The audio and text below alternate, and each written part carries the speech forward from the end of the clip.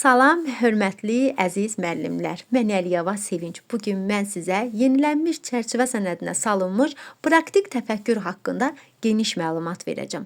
Ondan öncə nəzərinizə çatdırmaq istəyirəm ki, müəllimlər, bu mövzu, praktik təfəkkür mövzusu MİQ imtahanlarında sual olaraq qarşınıza çıxa bilər.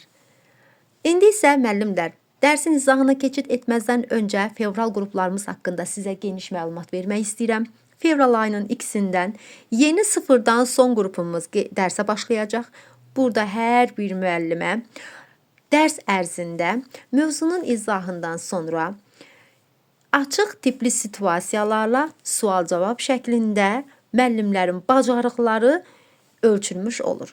Dərsdə bu şəkildə öyrənmək istəyən bütün müəllimlər dərslərimizə qeydiyyat oluna bilərlər. Bunun üçün 055 546 78 18, 055 751 71 73 nömrələri ilə WhatsApp üzərindən qeydiyyat oluna bilərsiniz.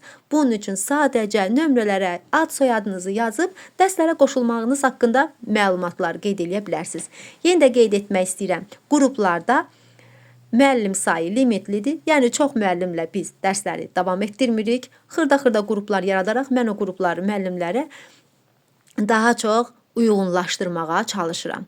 İndi isə gəlin praktik təfəkkürümüz haqqında geniş məlumata əldə edək. Praktik təfəkkür nə idi? Praktik təfəkkür insanın gündəlik həyatda qarşılaşdığı real situasiyaları başa düşə bilməsi idi. Yəni hansı real hadisələri anlaya bilməsi idi. Uyğunlaşa bilməsi idi. Problemi ən məqsədə uyğun həll yolunu seçə bilməsi idi. Əsas faktor da burada 3 dənə idi. Deməli, birincisi uyğunlaşma, dəyişdirmə, mühitə təsir etmə bacarığı idi. Deməli, burada praktik təfəkkürdə 3 əsas bacarıq var. Bu bacarıqlar hansılardır müəllimlər? Uyğunlaşma, dəyişdirmə, mühitə təsir etmədir. Şagird burada qaydaları biləcək, doğru.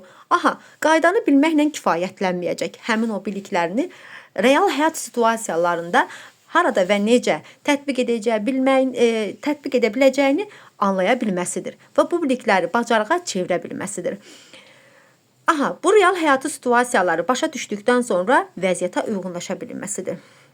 Yadda saxlayın ki, praktik təfəkkürdə problemin ən məqsədə uyğun həll yolunu şagird seçmiş olur. Mühitə təsir etmək və dəyişmək şəraitində səmərəli qərarları şagird burada verə bilir. Praktik düşünmə problemli situasiyadan doğur və yadda saxlayın ki, dərhal tətbiq yönümlü həyata keçirilir. Burada da mütləq şəkildə fəaliyyət formalaşır. Şagirdlərə bilikləri konkret situasiyalarda tətbiq etməyi öyrənirlər. Eyni zamanda problem həll etməyi, variant seçməyi, resursları qiymətləndirmək kimi bacarıqlarını da ön planda tuturlar. Bəs praktik təfəkkürü formalaşdıran əsas yanaşmalar hansılardır? Bax, yadda saxlayın. Bu, praktik təfəkkürün inkişafı üçün əsas yanaşmalardır. Gəlin baxalım, bu inkişaf üçün lazım olan əsas yanaşmalar hansılardır? Real həyat probleminə əsaslanan tapşırıqlar, nəticə yönümlü fəaliyyət, real düşünmə, qərar vermə və əsaslandırma. İndi ilk öncə real həyat probleminə gəlin bu yazıları siləyin, gözünüz biraz incinməsin. İlk öncə danışacağıq nədən? Real həyat probleminə əsaslanan tapşırıqlar. Bax, burada bizdə nə istəyir?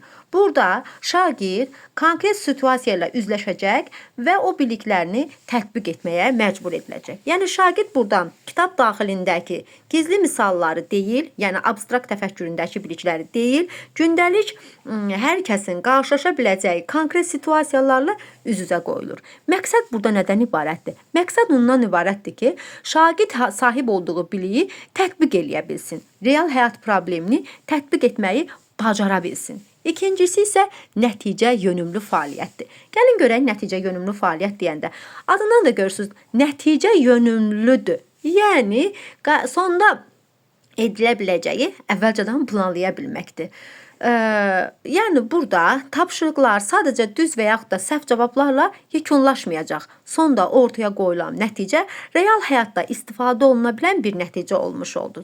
Şagird burada məqsəd nədən ibarətdir? İşini real olaraq fayda verdiyini görə bilməsidir. Üçüncü, real düşüncə. Real düşüncə nədir, müəllimlər? Ən kritik hissə bax budur, real düşüncə. Ən kritik hissədir.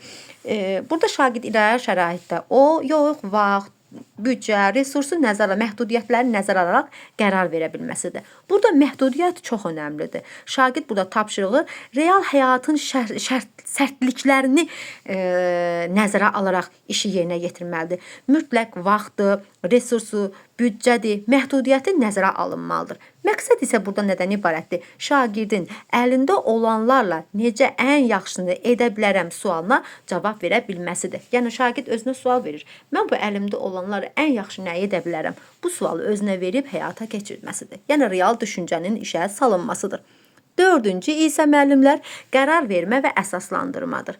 Aha, burada nə edirlər? Şagirdə birdən çox mümkün həll yolları içərisindən ən məqsədə uyğununu seçib onu əsaslandıra bilməsidir. Seçiminə haqq qazandıra bilməsidir. Yəni burada şagirdə bir neçə həll yolu verilir. Tapşırığı həll edə bilməsi üçün mümkün həll yolları verilir, bir neçə həll yolları verilir.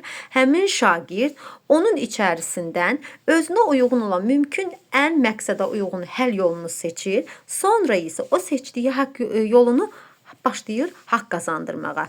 Yəni burada təsadüfi olmur seçim, arqumentlərlə şagird cavab tapmaq bacarığını ön planda qoymuş olur. Praktik təfəkkürü inkişaf etdirmək şagirdlər problemi daha effektiv həll etmiş olurlar. Məktəbdən həyata keçiddə çətinlik çəkmirlər. Qərar vermə bacarığı inkişaf edir.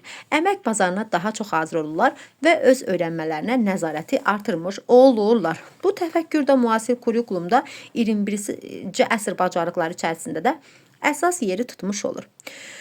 Mütləq müəllimlər, qeyd etmək istəyirəm ki, çox gözəl bir mövzudur. Yenilənmiş Taim kitabında da çox gözəl şəkildə izahı var bu mövzunun. Çox aydın şəkildə izah olunub. Həqiqətən də deyərdim ki, çox sevdim bu kitabı. Çox gözəldir. Həqiqətən mövzular o qədər aydın şəkildə izah olunub ki orada. Rahatlıqla oxuyub, öyrənib, İmtahanlarda uğur qazana biləcəyiniz ən gözəl kitabdır. Gedib alıb istifadə edin müəllimlər. Hər birinizə MİQ və sertifikasiya imtahanlarında yenidən uğurlar arzulayıram.